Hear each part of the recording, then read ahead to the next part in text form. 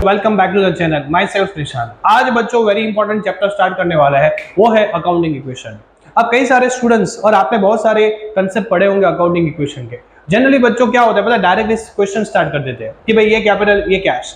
बच्चों आपको ऐसे नहीं समझ में आएगा।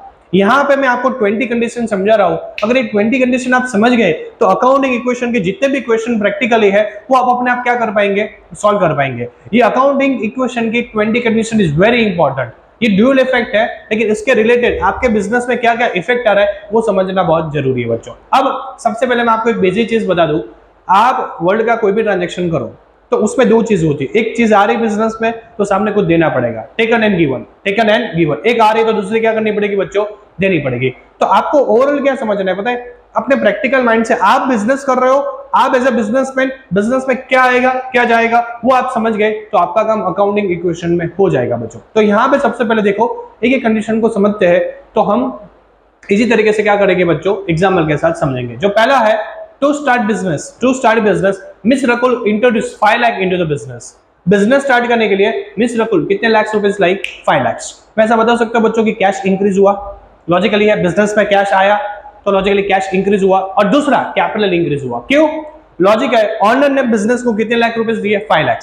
कहीं ना कहीं ये बिजनेस को आफ्टर सर्टेन टाइम्स किसको वापस देने पड़ेंगे, ऑनर को। तो ये लायबिलिटी हुई और ये लायबिलिटी का नाम है कैपिटल। तो कोई भी चीज बिजनेस स्टार्ट करने के लिए हम लाए तो लॉजिकली एक तो कैश इंक्रीज होगा, सामने क्या होगा, कैपिटल इंक्रीज होगा। तो इजी तरीके से आपको ये इंटरप्रेट करना है। नंबर 2 बच्चों देख सकते हो, purchase goods of rupees 5 lakh. मैंने गुड्स परचेस किए बच्चों, गुड्स परचेस किए तो लॉजिकली मेरे पास क्या आया, स्टॉक आया। जैसा बोलूंगा स्टॉक इंक्रीज हुआ और सामने गुड्स परचेस किए हैं तो स्टॉक तो आया, अपन सामने कुछ देना पड़ेगा, क्या देना पड़ेगा, कैश। तो ऐसा बोलूंगा कैश डिक्रीज हुआ। Simple, stock increase cash decrease. तो ये दोनों कंडीशन बच्चों आपकी हो गई। Next condition number 3, purchase goods 3 lakh from Akshay. एक मजेदार फॉर्मूला दे दूं आपको, ये फॉर्मूला लाइफ टाइम तक अकाउंट में काम आएगा। गुड्स परचेस किए हैं, किससे किए हैं, अक्षय से। एक तो लॉजिकली बाय डिफॉल्ट फिक्स ही है कि गुड्स परचेस किया तो स्टॉक क्या होने वाला है, इंक्रीज होने वाला है। अब बच्चों मैं बता सकता हूं कि मैंने किससे परचेस किए हैं, अक्षय से। अक्षय मेरे लिए क्या हुआ पता है, मुझे अक्षय को पैसे देने हैं। अक्षय को पैसे देने हैं, अकाउंट में जिसको पैसे देने हैं उसको बोलते हैं क्रेडिटर। क्या बोलते हैं, क्रेडिटर। क्रेडिटर का मतलब हुआ लायबिलिटी। अब वो कंसेप्ट बता दूं आपको जो इंपॉर्टेंट मैं बता रहा था, पीसी। जब आप परचेस क्रेडिट पे करते हो तो क्रेडिटर क्रिएट होते हैं, परचेस और क्रेडिटर, परचेस और क्रेडिटर। जब आप परचेस क्रेडिट पे करते हो तो क्रेडिटर क्रिएट होते हैं, पीसी। पीसी का मतलब परचेस एंड क्रेडिटर। क्लियर?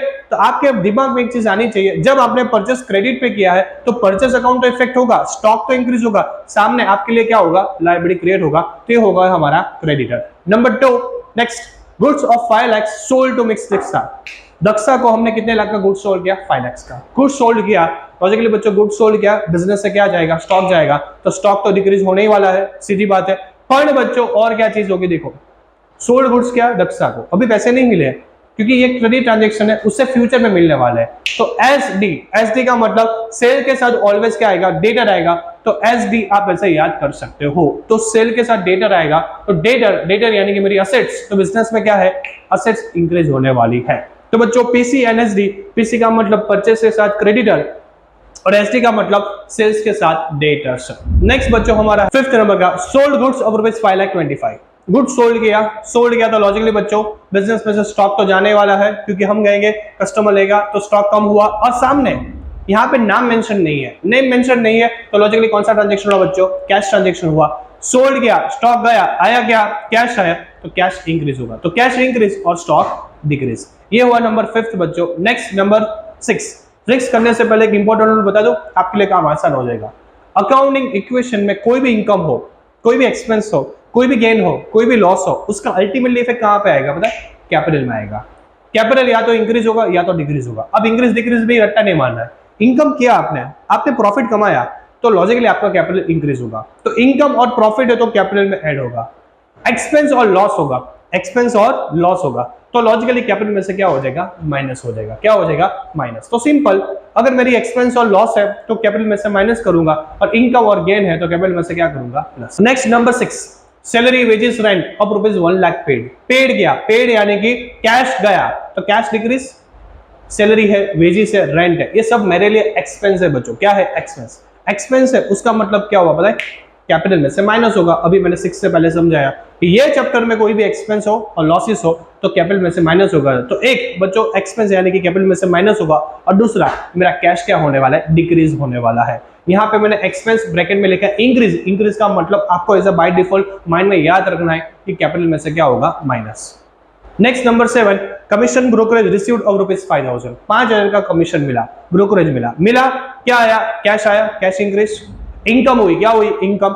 ये चैप्टर में इनकम है, हम क्या करते हैं, कैपिटल में सेट करते हैं। तो यहाँ पे मैंने लिखा है इनकम इंक्रीज। इनकम इंक्रीज का मतलब आपके माइंड में ये होनी चाहिए कि ये चीज कैपिटल में क्या होनी चाहिए, ऐड होनी चाहिए। तो बच्चों टोटल कितने ट्रांजेक्शन हुए, 7। Number 8, goods of ₹12,000 withdrawn for personal use. Business में से गुड्स विड्रॉन किए, कौन से पर्पस के लिए, पर्सनल यूज। पर्सनल यूज का मतलब क्या होता है, ड्राइंग। क्या हुआ, ड्राइंग। तो बच्चों मैं बता सकता हूँ कि ड्राइंग को तो कैपिटल में से माइनस करना है। यहाँ पे मैंने लिखा है ड्राइंग यानी कि कैपिटल में से माइनस करना है। गुड्स, आप कुछ गुड्स घर पे ले गए पर्सनल यूज के लिए, तो बिजनेस में से आपका क्या होगा, स्टॉक कम होगा। तो स्टॉक कम हुआ और ड्राइंग है तो कैपिटल में से क्या करना है, माइनस करना है।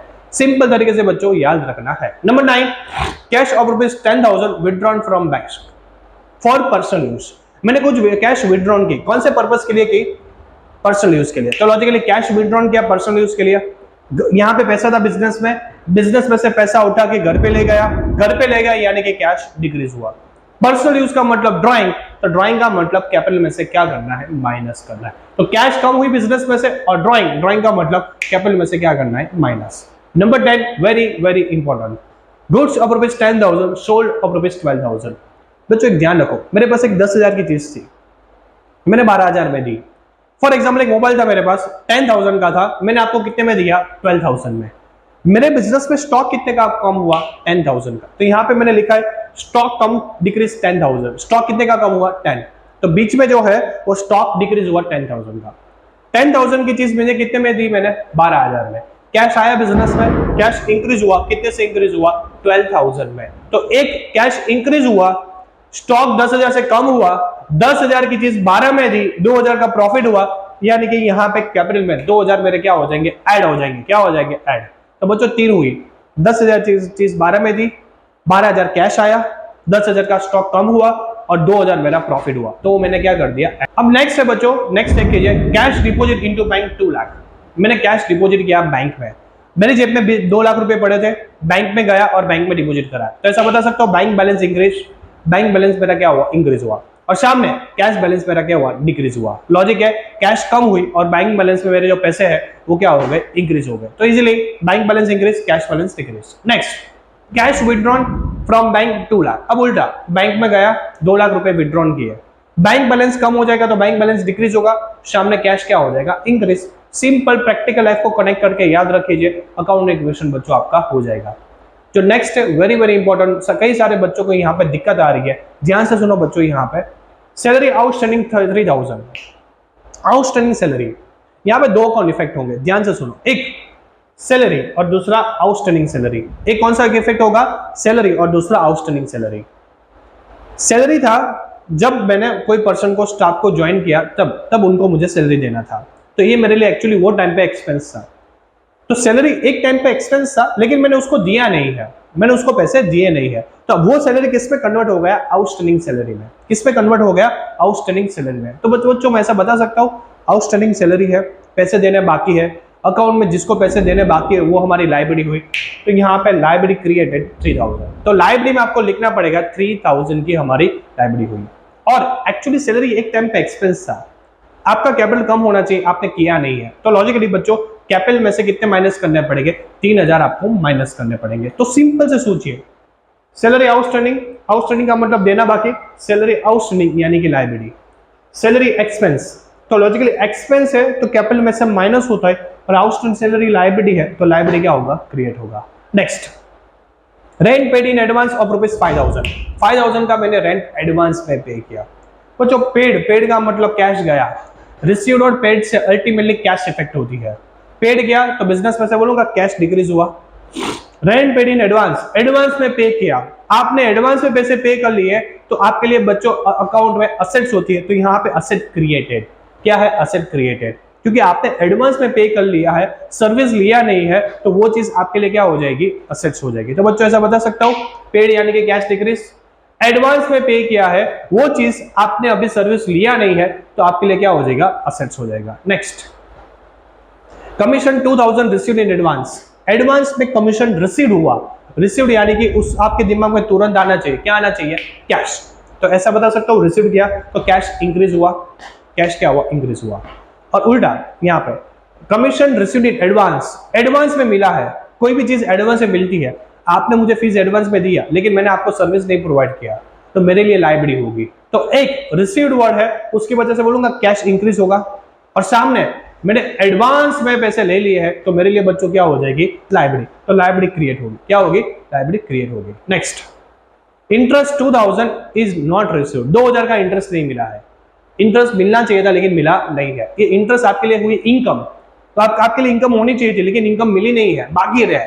तो लॉजिकली बच्चों ऐसा बताऊंगा, कैपिटल में ऐड होना चाहिए, इंटरेस्ट कैपिटल में बाय डिफॉल्ट ऐड होना चाहिए, क्योंकि इनकम है लेकिन हुई नहीं है, तो कैपिटल में ऐड कर देंगे। और दूसरा, इंटरेस्ट मिला नहीं, अक्रूड है, अक्रूड का मतलब मिलना बाकी है। अकाउंट में कोई भी चीज मिलनी बाकी होती है, वो हमारे लिए असेट्स होती है, तो सामने आपका असेट क्या है, क्रिएट हो जाएगा। तो बच्चों ये हुए 1 to 20 ट्रांजेक्शन। अगर ये आप समझ गए तो आपके लिए नेक्स्ट प्रैक्टिकल क्वेश्चन क्या हो जाएंगे, इजी हो जाएंगे। नेक्स्ट पार्ट में हम प्रैक्टिकल इसके क्वेश्चन क्या करेंगे, solve. Thank you so much.